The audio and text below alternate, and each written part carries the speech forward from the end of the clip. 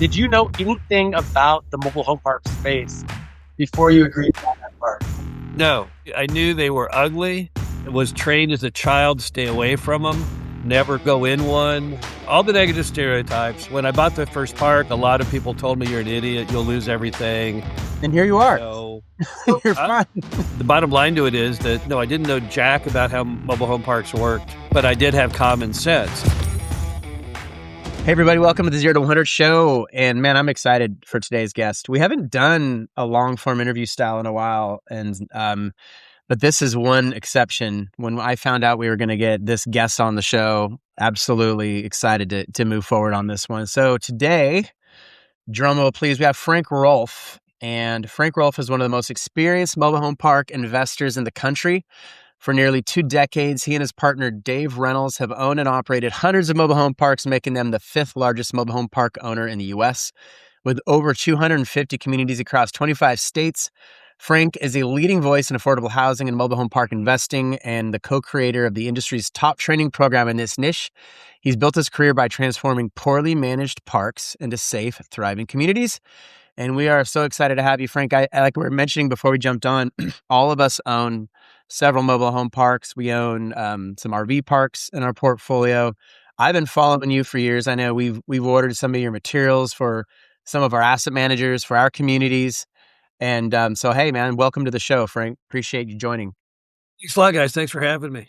I'm so excited. I have so many questions, and I don't want to dominate the call, but I think maybe start off just tell us where you're calling in from today, and then maybe a little bit of your background on, this is one of those things. Mitch and I started looking at assets that we wanted to get into in like 2019.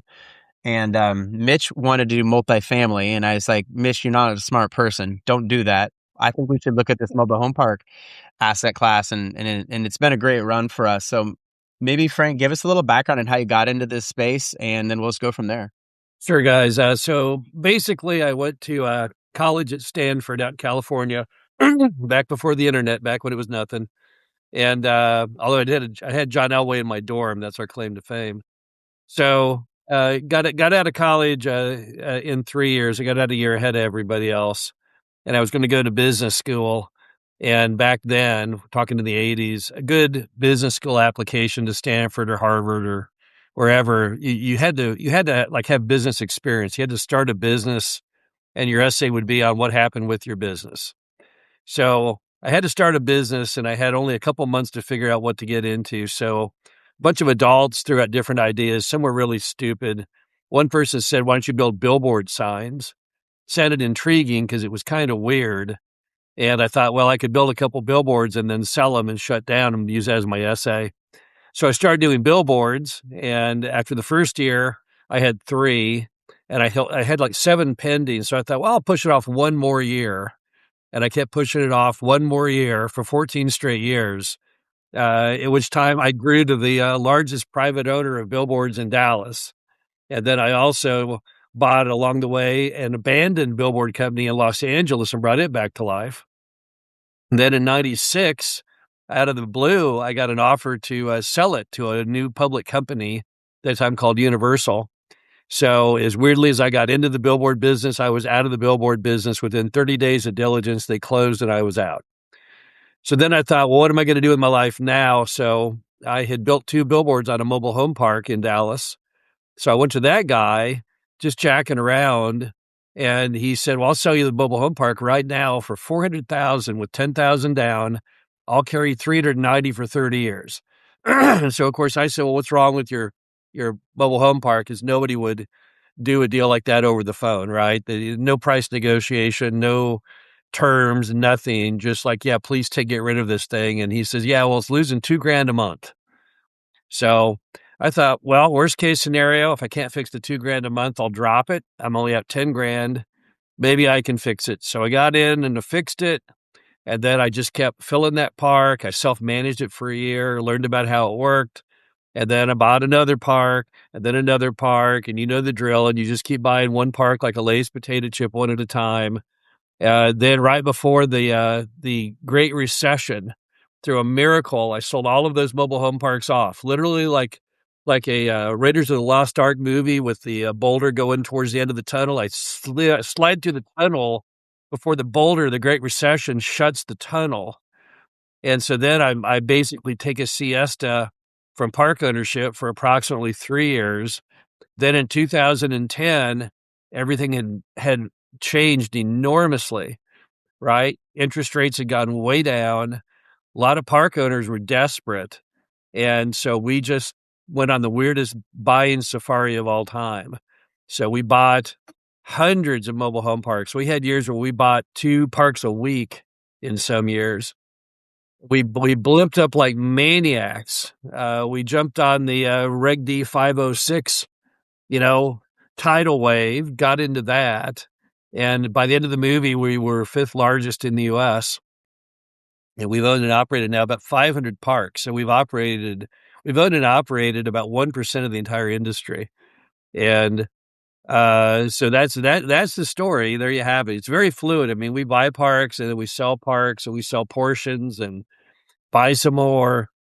So right now we're down in size. We were at like 250 parks. We were 5th largest. Today we're probably about 10th largest at about 100 and something parks. But that's the story. Frank, I definitely want to dig into where you were on this buying spree and you're buying a couple hundred parks in a short period of time. But I want to go back to that first part. So you got out of the billboard business and you had this conversation. These terms were amazing. I love no and low money down seller finance deals. But I want to go back to kind of your mindset then. The park was losing money.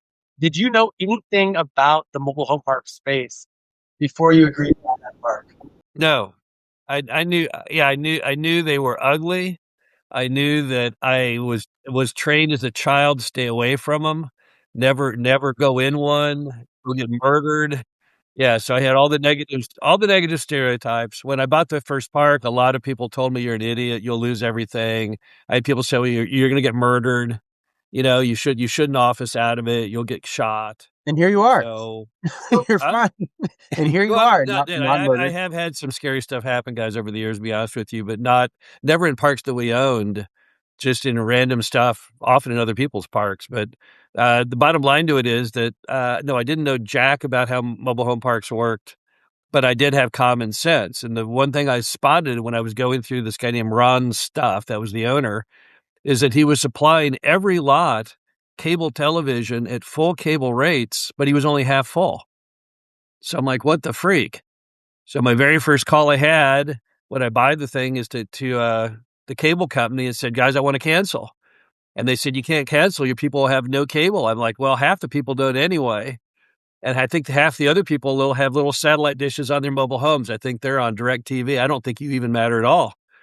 So the contract allowed for immediate cancellation, like with 30 days notice. And that cured my $2,000 a month right there. Bam. So then I was even. And from there, I started raising rents and all the regular stuff. And then I got a super lucky break. Another park in Dallas got redeveloped to build a jail. That's apropos, right? Mobile home park becomes a jail. And so they had to cut loose all their tenants. And I picked up 40 something tenants and I went from half empty to full in one transaction. Even sweeter, they had to pay to move them because the deal with the city of Dallas was for the jail. They had to move everyone who had a mobile home to another mobile home park. So I just basically was in the right place at the right time, although I was the first guy in the door. The minute I saw the article in the paper, they were shutting it. I ran down to the guy and said, dude, I need 40 nice people. What have you got? So, but that's how that first park turned. And then once I'd turned that park, of course, then you feel invincible and you just start buying up all kinds of crazy stuff. But, fortunately, I learned as I went, like the kind of locations you wanted and things like that. Initially, I knew nothing, but probably by the third, fourth, fifth park, I kind of figured it out. So Frank, I got a question. So after you sold everything and then you jump back into 2010, right? What you're saying you're buying hundreds of parks, 2 parks a week.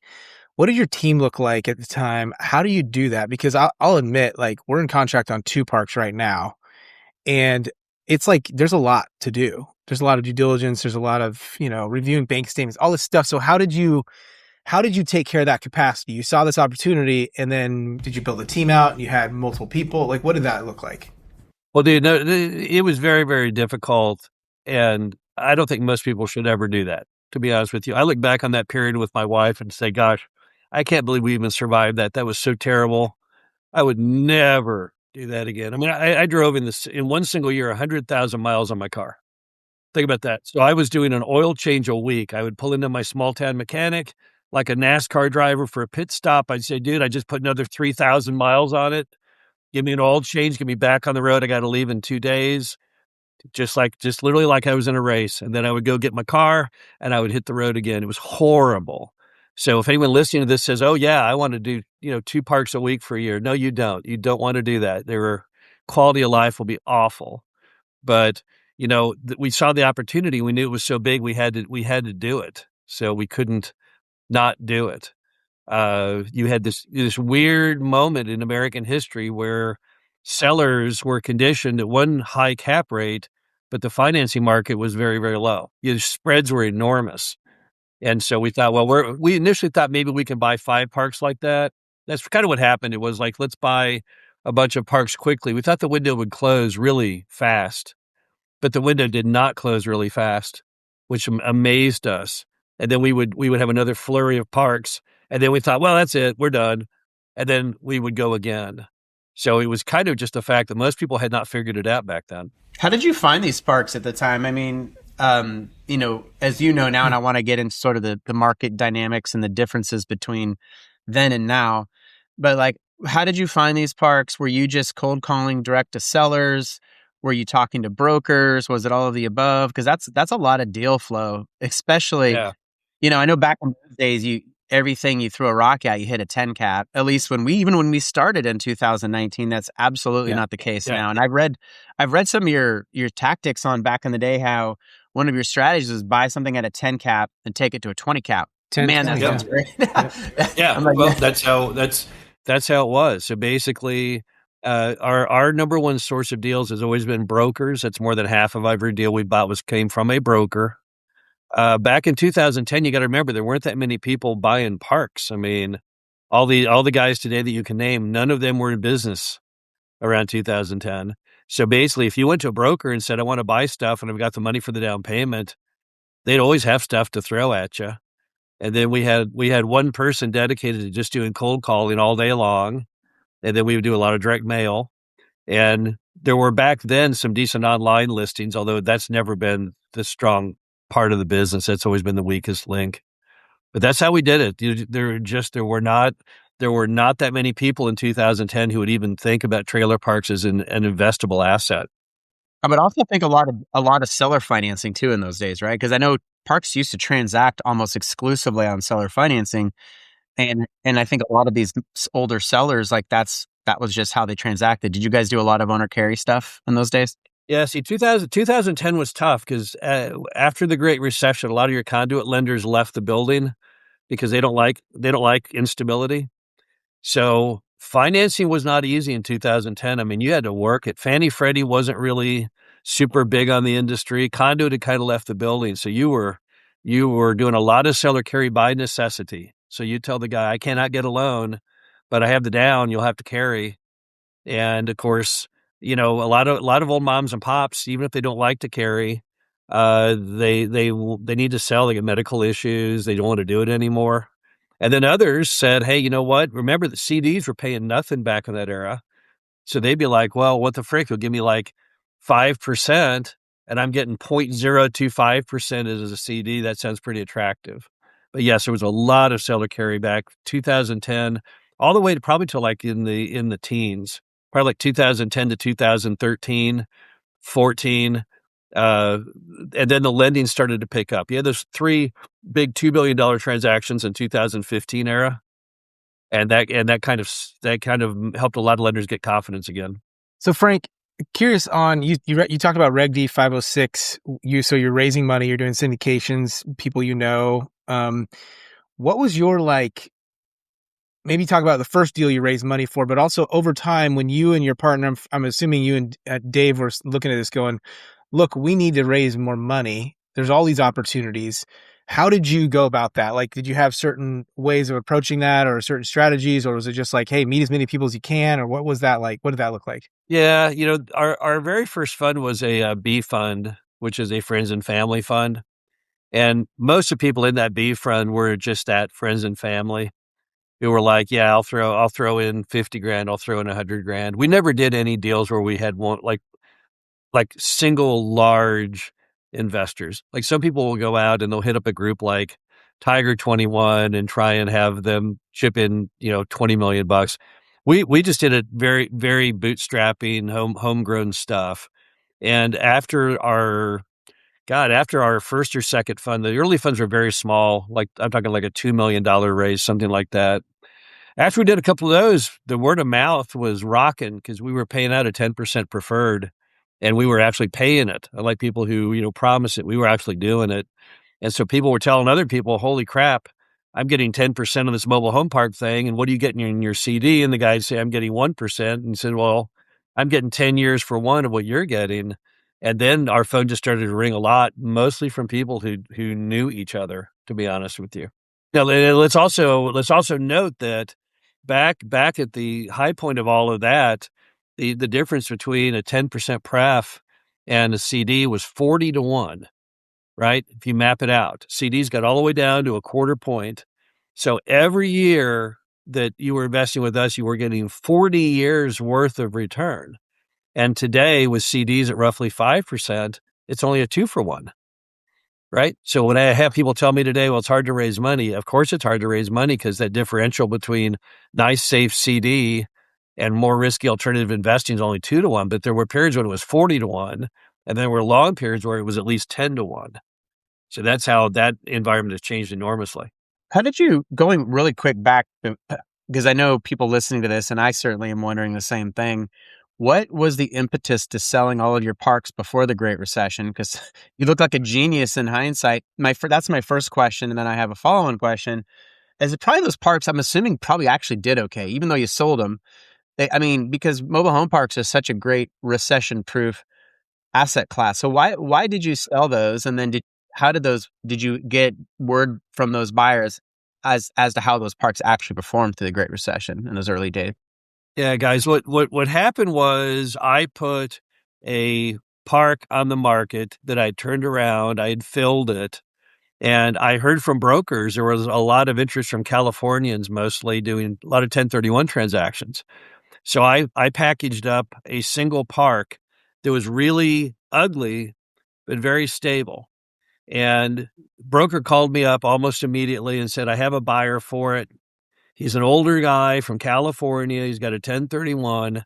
And so he sent him out and I picked the guy up at the airport and I drove him by the park. And the guy said, it's way too ugly. It's way too ugly. I can't buy something that looks that bad. So I said, well, Jeepers Creepers, dude, your flight isn't till what, like 5 in the afternoon. This was like at noon. So I said, would you be offended if we went back to my office and uh and I could at least get some work in, like a couple hours of returning calls and stuff before I take you back to the airport? And the guy was like, yeah, that's fine. I can do that. I'll just sit there and I'll call people and stuff. So we go back to my office, and my office was inside the largest mobile home park I owned at the time in the old clubhouse, which we had restored.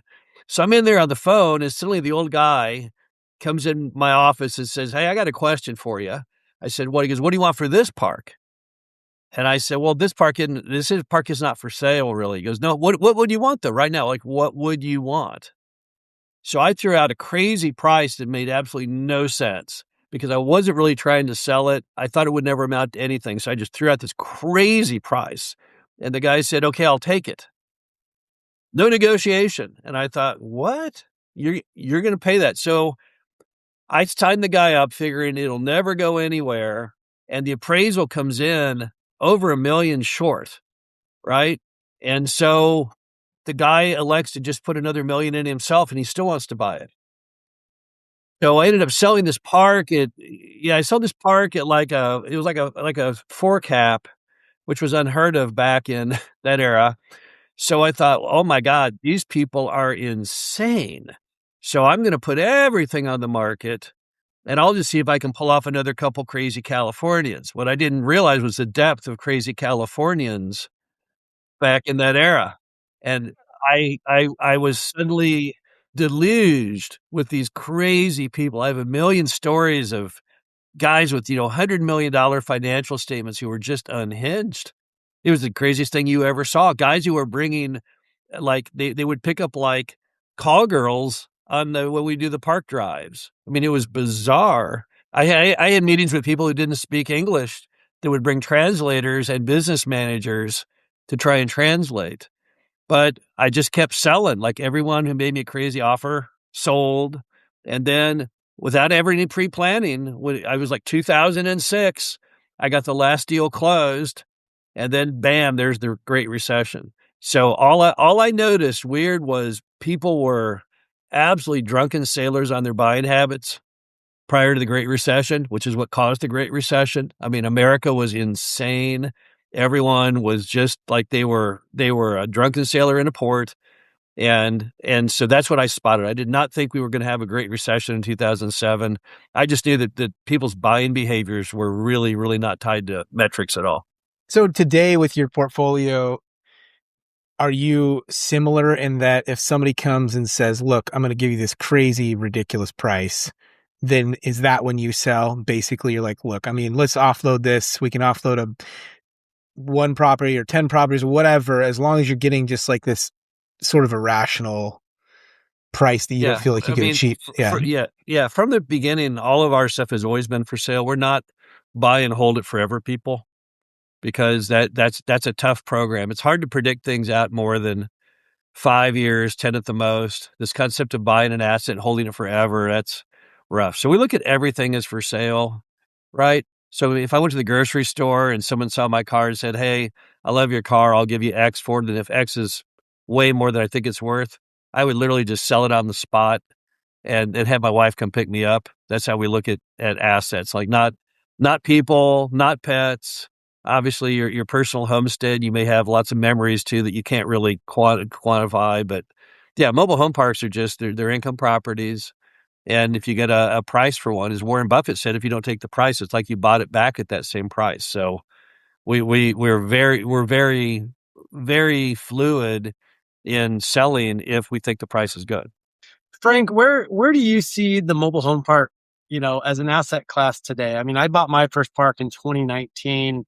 From 2019 today, I've seen some shifts. I mean, I was still able to pick up some great parks at a good price in terms of 2019, 20, 21. And then as money started getting cheap and it was easy for people to borrow, I started seeing people overpay for parks. Like the cap rates were getting compressed and people were paying.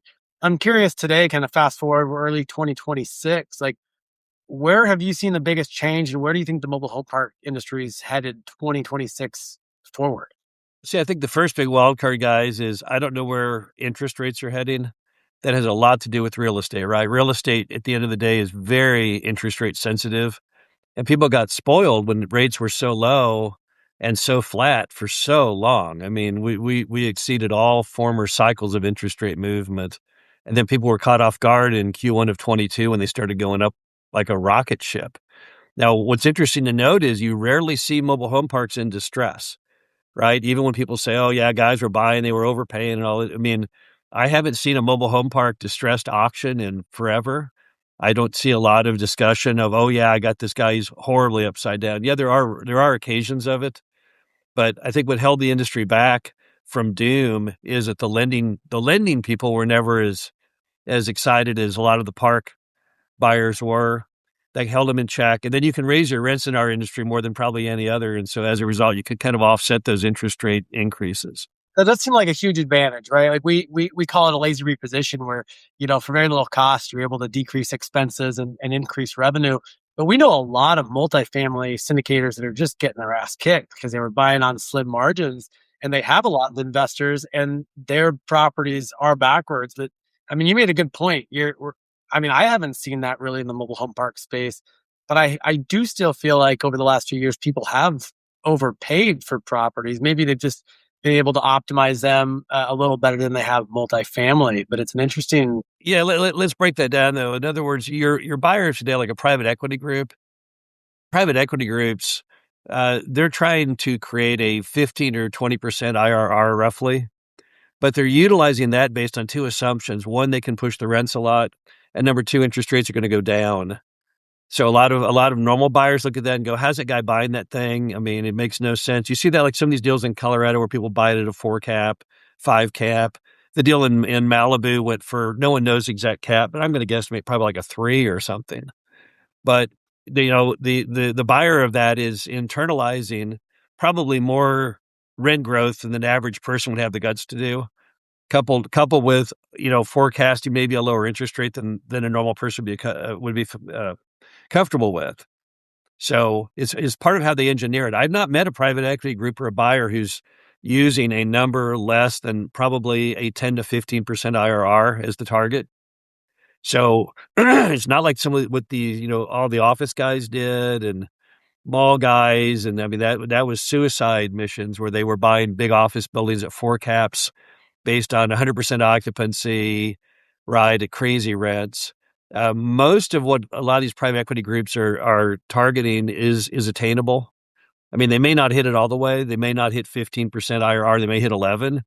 But if you looked at all the other stuff they're doing, that's still a total winner, right? And that's why they keep getting excited. And more private equity groups get into the biz is because it has delivered better than any other sector, I think, in modern times. Well, Mitch and I talk about this all the time. Sometimes we go back and forth, and maybe this is some of the line of thinking these people have.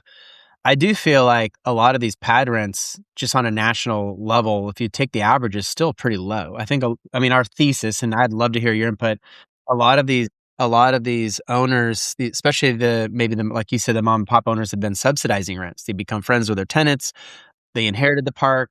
They own it outright, so they're not as like concerned with growing the rents as fast as they can. But Mitch and I talk about this sometimes, like, man, you should just buy them all. I mean, responsibly, but in 10 years, do you see the average pad price if you were to, I get it, there's puts and takes on a per park basis.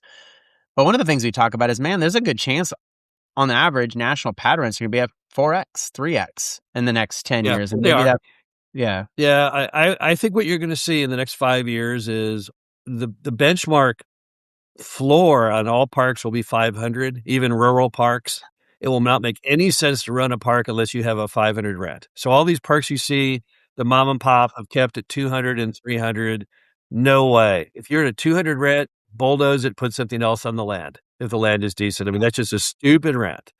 So I think you're looking 500 on the floor on all parks across America.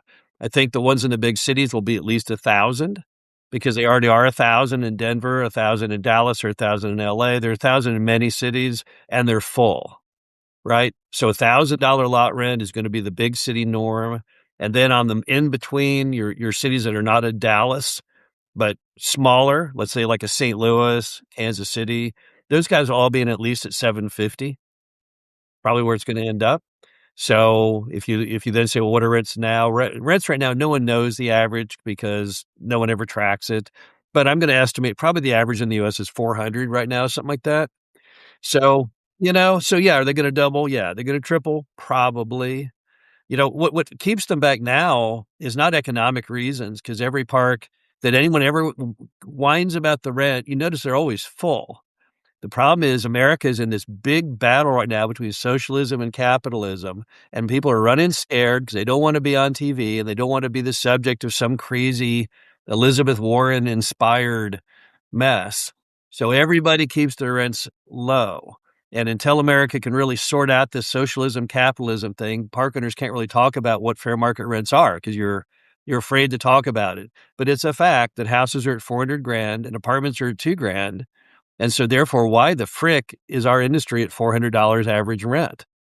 And it makes no sense. But if you ask an owner who's got a rent of 450 in a market where the market rent is 700, they'll say, "Well, I don't want to get in trouble. I don't want to have people yell at me," and which is weird. I can't name any other industry with any product or service where they suppress the actual prices like our industry does. It's the weirdest thing I've ever seen in my But entire life. but a potential advantage. And what's your strategy on rent raises? Because Mitch and I are in this all the time. We're in a park right now where the owner takes all of the water sewer and pays for that, and it's $150,000 a year. He's not passing that through. He's also to $200 behind on pad rent. Like, and Mitch and I, we arm wrestle over this all the time, where it's like, well, do we go in and immediately, like a lot of these private equity guys will come in. Our strategy is more add value to the park, do a more moderate rent raise across 3 years. Like, how do you guys look at rent raises? Because that is a huge opportunity when you go in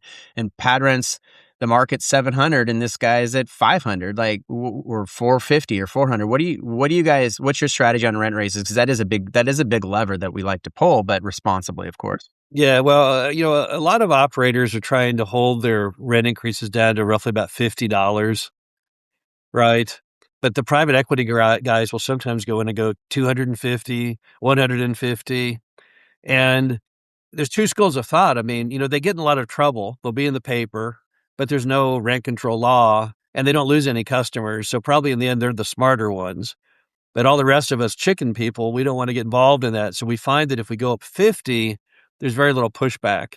But when you go up to like triple digits, like 100, you always end up being in the paper or some free legal aid attorney that's, paid by George Soros or God knows what. So, I think 50 is probably for most people the limit. Like if you were going to go up, if we had a park that was $200 below market, which is pretty common, that's going to take us 4 years to get up to market. Whereas for the private equity guy, it might be 1 year or maybe 2 years. Okay. I can't tell you which is smarter though, because they're smarter on paper because they're getting the higher rent faster than we are. So you've leaned more toward the 50 side, it sounds like, or a little slower. We try and limit about 50 until you're at market. And once you get at market, then you kind of go up with market. And with market is typically you're going up, $20, $25, something like that. But also, like, I mean, call me soft or whatever. These are humans. These are people that are going to work and working so for me, there is a side to this business where we need to, like, and I'm not saying like you can't go really fast, but like, I do think it's a consideration. And so that's why we're more probably in line with you, or it's like, we're a little slower. Yeah. Could we go way faster? Sure. Well, but let me sober you up for a minute on one thing that it bothers me, because our industry never, ever argues with people. We're such a bunch of chickens. We people criticize us. We just look the other way, hide in a closet, whatever. I dare you to go to like the programs that the government built for helping people plan their household budgets, right? I did this for one night for fun. I went on there, pretended I was someone making 50 grand a year, budget me, federal government. And I came to find out that rent was not the number one item. Your number one item was healthcare, followed by childcare, followed by transportation, followed by housing. So we're not one. All these articles, these writers love to say housing is your number one. No, we're number 4. Okay. Let's see what happened on the 3 ahead of us, right? Healthcare, with the subsidies now ending, and we're not subsidized. So now it's going to be real mano a mano. Healthcare prices are going up for these people from like $100 a month to like $1,200 a month in January, right? Sometimes higher than that. Childcare, no one even tracks what's going on with childcare. That's why you have the big disaster in Minnesota. So no one even understands the industry of childcare. So I'll put a neutral on it. I can't do it. But let's look at transportation for a minute. I mean, if you look at car prices and car payments, they've escalated up so much since COVID, right? And we are nothing by comparison. So when people complain and say, oh, you raised your lot rent $50 a month, I can't buy medicine, I have to choose between rent or food. That's a freaking lie, right? Why are they putting on housing? Why not insurance? Why not automotive? And the reason is the media doesn't dare touch those categories because those are sacred, because they advertise a lot or they're tied back to things that the media is interested in. So they always want to pick on landlords. And they've been distorting that narrative for so long, it's caused real problems. Because the average American today thinks the most evil guy in the world is the landlord, when we're not the evil guy at all. Well, I'll tell you what I think is greed or evil. We took over a park in North Carolina. They kept the rents very, very low because he wanted to be nice to his tenants. What does that mean? He put nothing into CapEx, nothing into the park. You had overflowing septics. You had culverts that were overflowing. You had unsafe homes that have burned out. Kids are playing in those.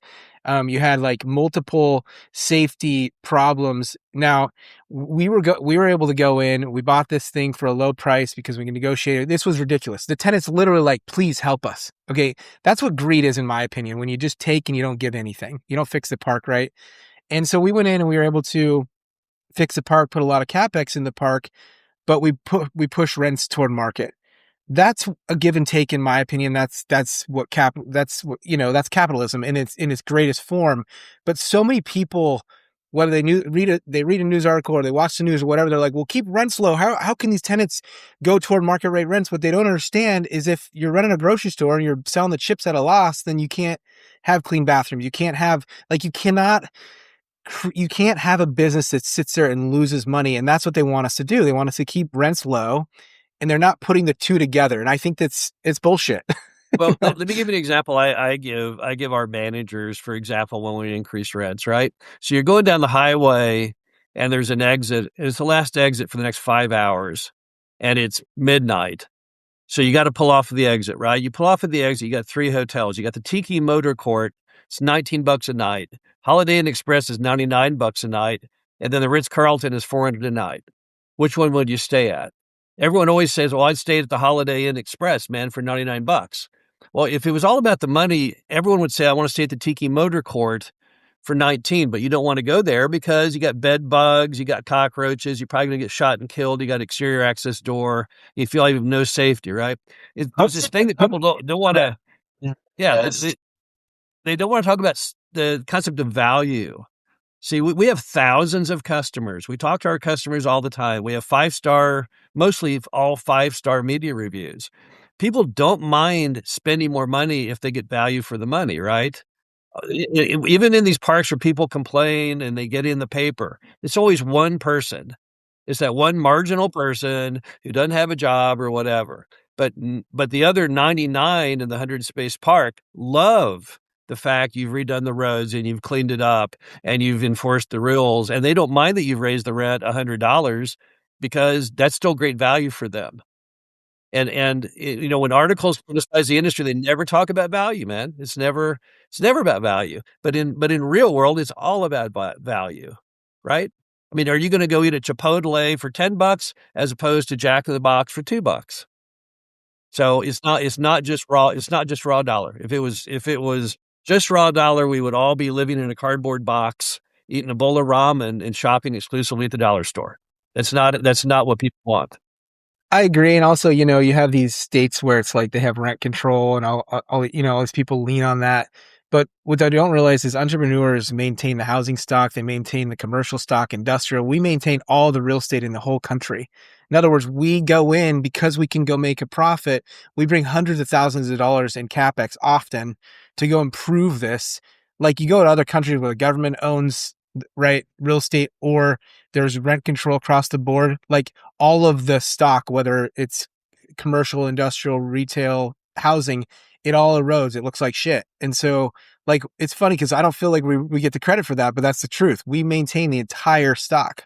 So anyway, same page. It's easy to make landlords the villain if you're buying votes, right? I mean, we live in Oregon, which is one of the first states that did statewide rent control, and it's being generous. It's socialism. It's being generous with other people's money. And if you buy votes and you make the landlord the villain, then, an 18-year-old living in mom's basement can vote too, right? And so, yeah, I mean, unfortunately, politics suck when it comes to that. You're exactly correct on all counts.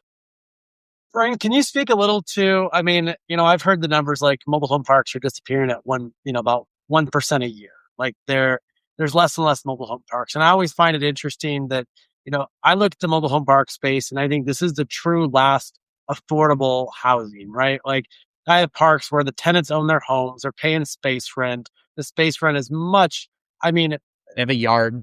Yeah, so much lower than what, a 1-2 bedroom apartment, would cost. Yet a lot of these local governments don't want mobile home park space, mobile home parks. They don't want it in their backyard. I have a situation where I have a park on a lot of acreage and it's like, I cannot bring more homes in there. The city doesn't want mobile home parks. Can you speak to that a little bit? Yeah, well, guys, the reason the cities don't want mobile home parks is that they lose massive amounts of money for the city. It's a money deal. We had a mobile home park like that. We had one in Arnold, Missouri, right across from the school district. Everyone had at least 2 kids in the entire park. There's probably at least 100 kids in there, which at 10,000 per kid average tuition cost is $1 million. But the park was only paying in property tax of like 50 grand a year. So the city was losing 950. Cities can't afford to lose 950. If you look at all the uses in the city, parks are about the only one they're losing money with. And so they hate mobile home parks.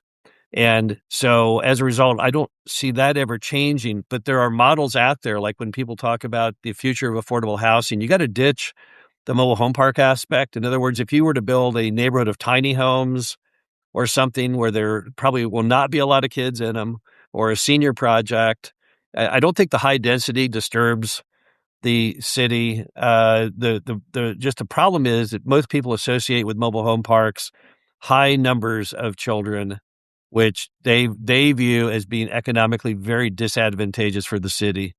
It's a problem. And so I don't really see cities ever embracing them. But if you scrap the whole model, if you rename it, if you made just a whole different name, and guys, some of the guys who built things like down in Austin, that's what they did. They didn't call them manufactured home communities. They called them, I don't know what, something villages. They called the lot rent the community fee, right? They scrapped every term in a park because you don't want it to even look or smell like a mobile home park to get approved. And that's probably where affordable housing will be.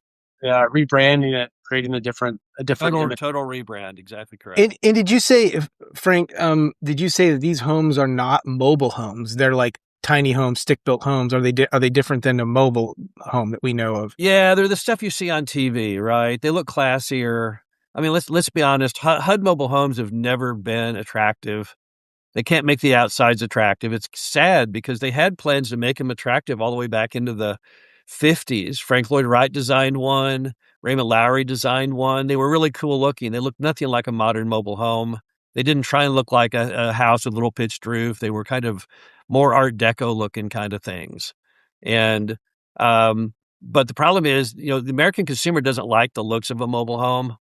And but using modern building techniques, particularly things like 3D printing and stuff, you can achieve very attractive, small, affordable residences. And I don't think, when you're talking into the mega future, 50 years from now, I don't think mobile home manufacturing will still be the way that things are even done. I think that's timing out. I think it's becoming obsolete. So do you think if we went and built a brand that was more sort of, I always say like millennialized, where it's sort of modernized, like a, shed roof, really, really nice, but same material as mobile home, you think you'd do well with that? I've always thought you'd do well updating the look and the appeal versus this just boring Hershey bar. Yeah, but see, you legally can't, because you got to have a HUD. Every park we own or have ever owned, you have to have a HUD seal on the home to bring it in. Okay. So the only, if you want to be a pioneer on that, you'd have to find an area where they do not have the HUD code requirement on the homes coming in. I mean, basically, America, to get out of the housing shortage, you've got to rewrite the underlying codes, namely the Uniform Building Code. That's the solution to affordable housing. So, Frank, quick question for you. Where do you guys look for parks? I mean, we look at more red states for the very reason we talked about. We like to buy in states that are more conservative, more landlord friendly. Are you guys nationwide? Are you looking specifically in the Northwest? I mean, we have stuff in the Northwest, the Carolinas. We do have some parks in Pennsylvania, which we're on the fence with because there's a lot of talk about rent caps at 3%. It hasn't passed yet. Like, what do you guys do? What are you looking at for deal flow, and where are you looking? Okay, well, let's talk about Pennsylvania to start with, because Pennsylvania, we also own parks there. Pennsylvania is not a trifecta state. You have never had rent control in a state that is not trifecta. Trifecta means you have to have a Democratic governor, House, and Senate. And in the state of Pennsylvania, the Senate is extremely red. It's not just barely, it's extremely. It's 2/3 red. So rent control will never pass in Pennsylvania. The people were sensationalizing that, like, oh my God, we'll have rent control in Pennsylvania. We had no concerns that there would not be. They passed it in the House back in June. The Senate has not touched it since. It will never come out of committee. No one is ever going to approve it in the Senate, and therefore it's never going to happen. And everyone knew that.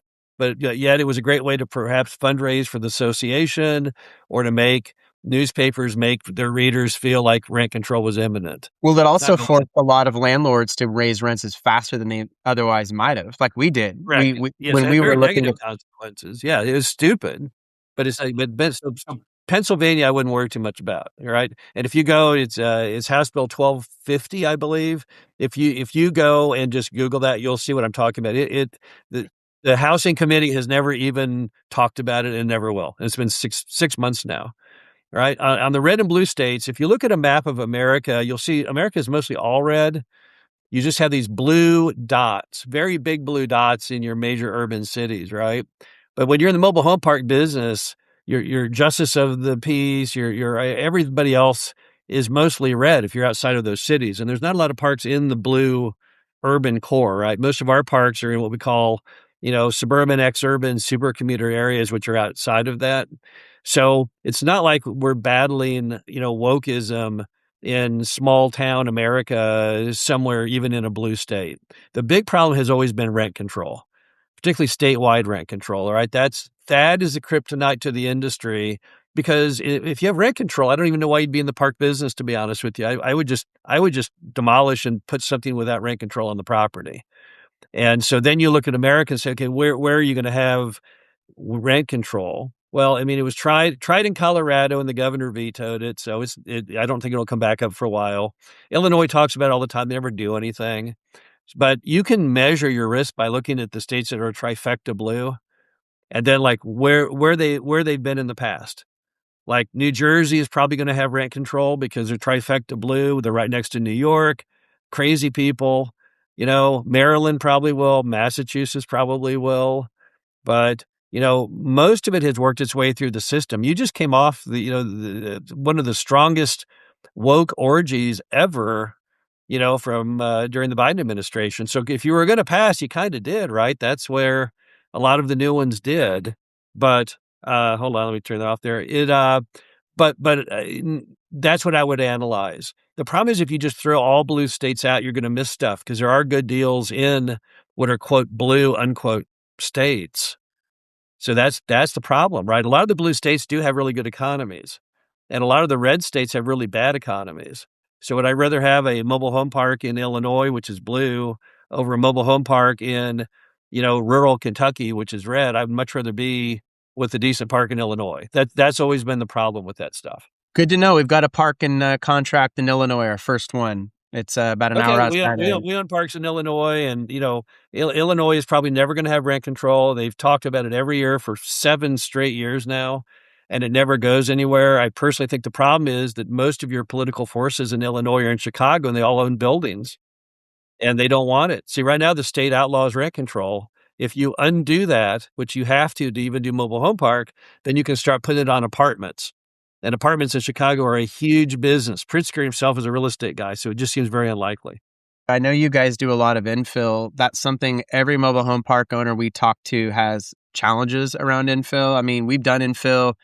I mean, we buy in more tertiary markets, more rural markets oftentimes. Do great. We love it. We love those. Some of our best parks our best performing parks are in those markets. But you can't bring in a 80, 70, 50, 60, 70, $80,000 home into those parks and make the economics work for those tenants.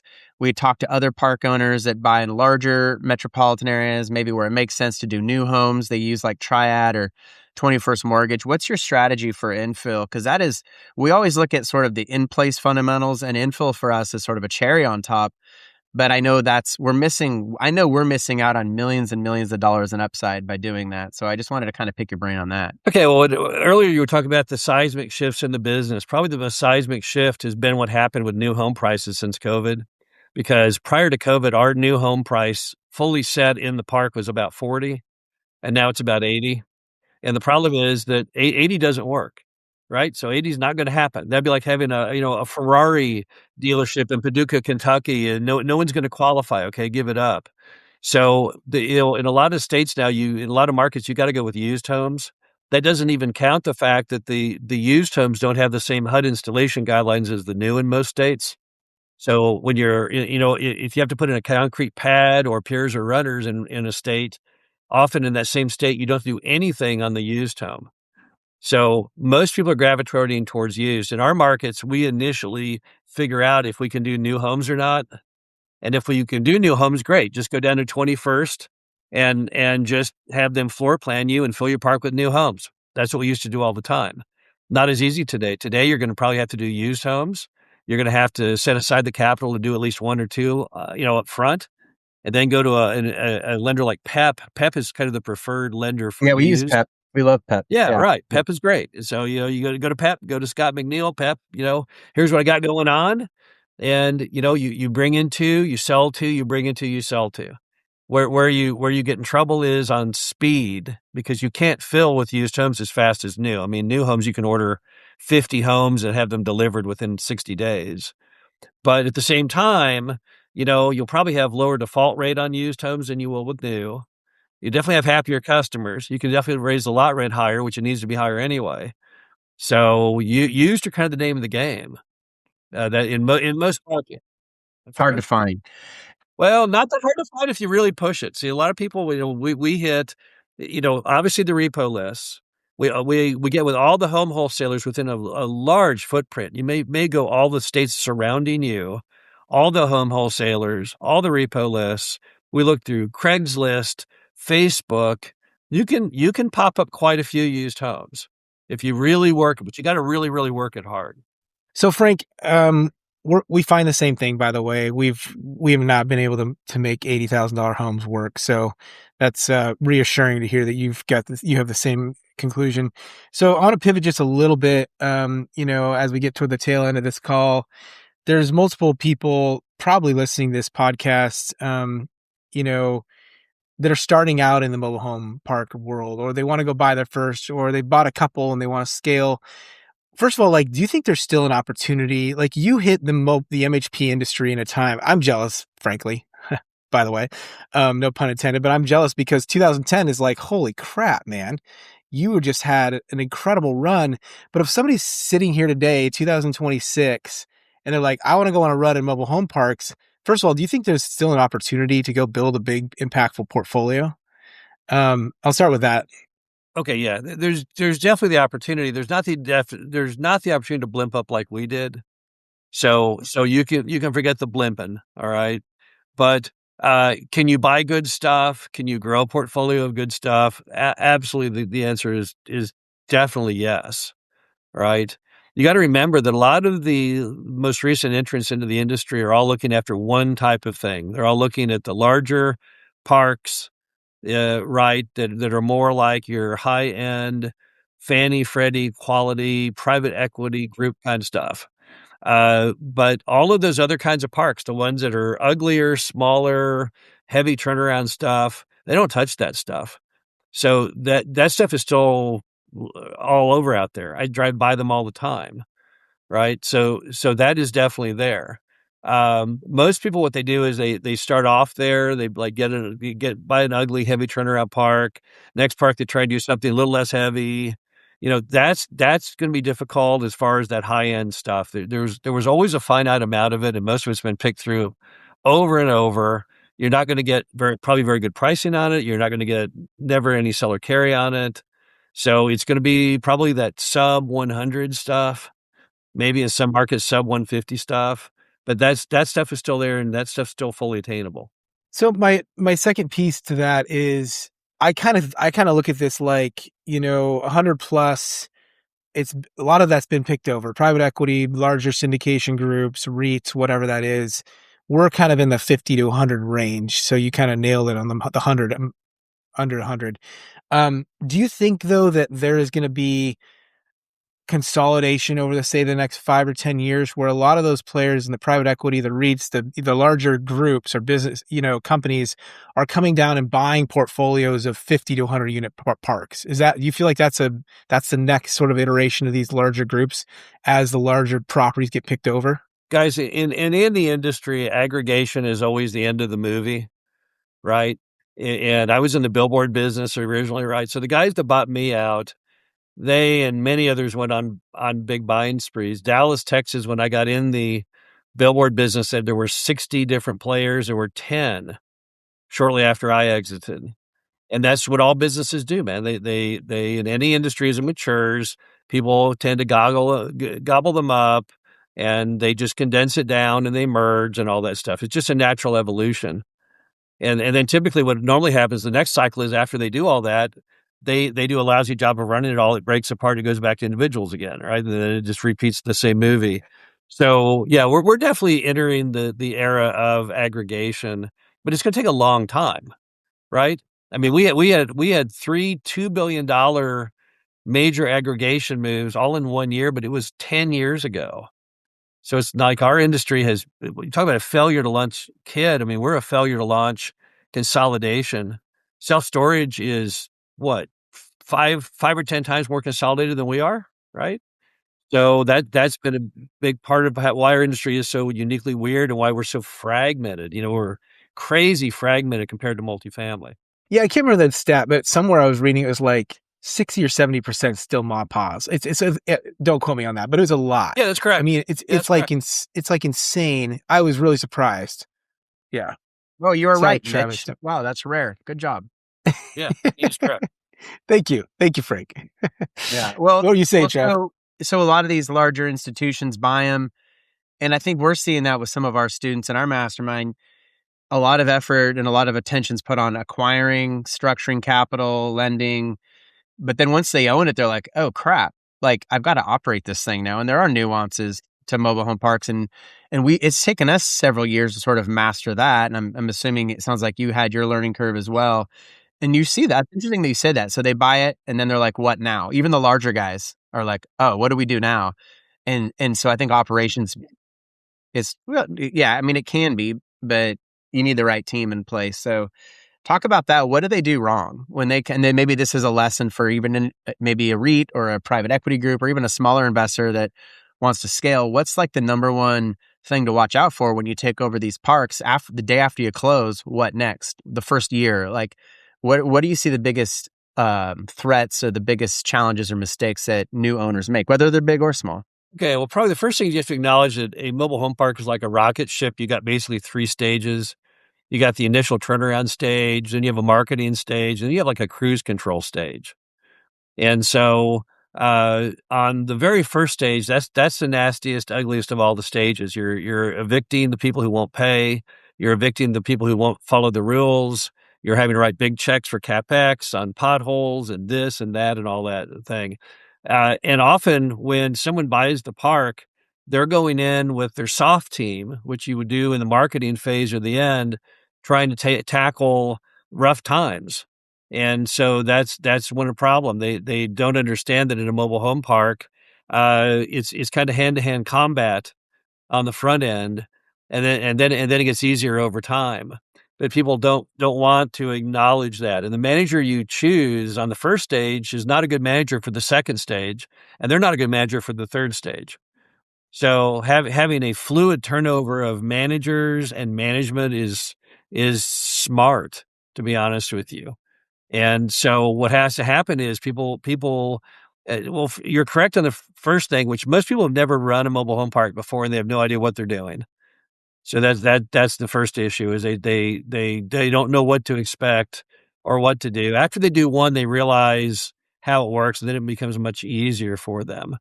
But if someone is having trouble running their park, the problem is when you say problem, a lot of the problem is they have massive stress on the front end when they first buy it. And they don't realize it's kind of like, the Winston Churchill, if you're going through hell, keep going. It gets better shortly thereafter. I mean, even the hardest turnarounds, you can have them tamed within 6 months typically, but the front is tough. And a lot of the private equity guys, they don't like that kind of heavy, nasty turnaround stuff. That's why they tend to buy parks that are fully completed. So, but again, it's, anytime you do something new and different, it's always uncomfortable on the first run, but after that, it gets much easier. And I know we're running short on time. I guess the last question I had, you do mobile home parks, you also do RV parks. And what we've learned is they're completely different in our experience. It's a nightly stay, it's a destination park, the one RV park we own. What do you like about the RV park space? What do you see the differences? But also, like, we saw a lot of people buying RV parks in this last run up. They were excited. Wholesalers were hitting us up. Brokers were hitting us up. And I know a lot of these people were looking at maybe occupancy trends post-COVID. They weren't looking at, pre-COVID occupancy trends. Like, can you talk a little bit about RV park as an asset class, where you see the opportunities, and kind of like what you guys look at, where you see the industry going there too? Yeah, the problem you have with the RV park is it is very different than mobile home park. It's a much more active management style, and you get compensated for it in some ways because you can buy an RV park that's in poor condition and you can turn it faster because there's no homes to buy or bring in. There's no lot preparation required. It's like a restaurant. But also like a restaurant, it has much greater risk of failure because you have no guarantee every day if anyone's even going to show up at your restaurant, right?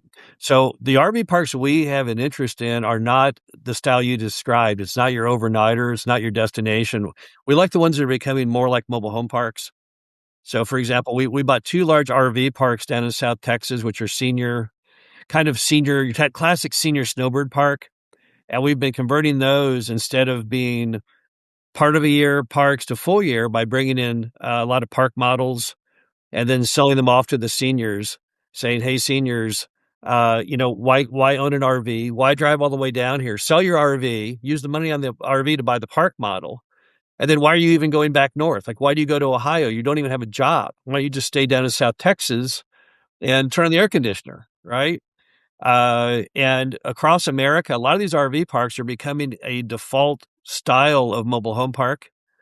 That's what's going on, where you can find even in a city like Dallas, a lot of those RV parks in Dallas are not used for RV. People are using RVs to live in them as other mobile homes.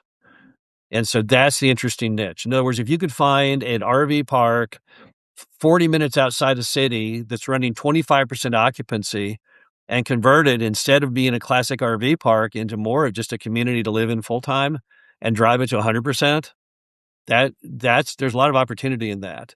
And that's kind of the sweet spot of RV in our opinion. I mean, overnighter is a terrible business. It's doing more poorly now than it did 10 years ago.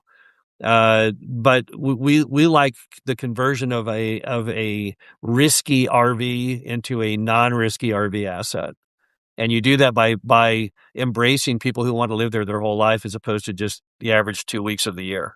Hey, Frank, do you know the Monti family by chance? Have you heard that name, The Monti? who? Monti?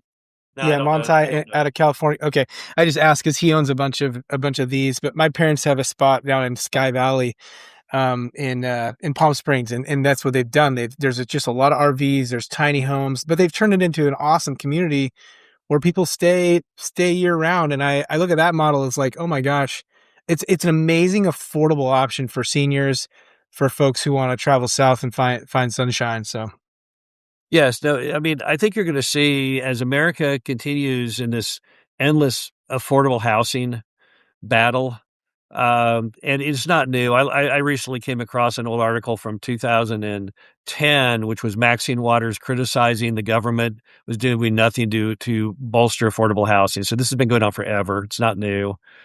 People are gonna try and find any which way they can to live inexpensively, and RV parks are probably the most fertile territory for revisions into full-time affordable housing. I mean, I was recently up in Michigan, over in Saugatuck, Michigan. People are putting houses on pontoons and selling them.